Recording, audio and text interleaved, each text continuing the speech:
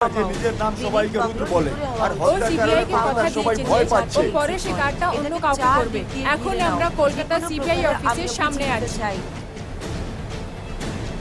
ঠিক বলছে।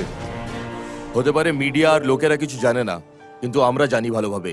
5 বছর আগে প্রতাপ, রাম, জয়ন্ত, রুদ্রা এই 3টা হাই প্রোফাইল লোকের কিডন্যাপিং করেছিল। ও 2 কোটি টাকা কম্পেনসেশন চেয়েছিল।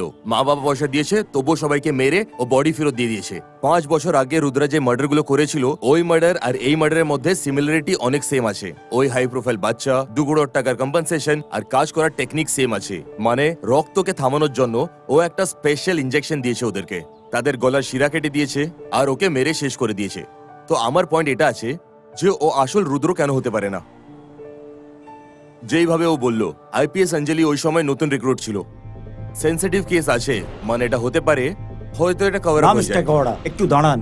ও নতুন জয়েন করেছে। যেভাবে ও রুদ্রর কেসটাকে সামলেছিল, ওর দেওয়া সমস্ত তথ্য আর প্রমাণ একেবারে সঠিক। তাই প্লিজ, ও খুব দক্ষ অফিসার আর এই দপ্তরের জন্য একেবারে সঠিক। তাহলে ও রুদ্রাকে অ্যারেস্ট করে আদালতে পেশ করতে পারতো।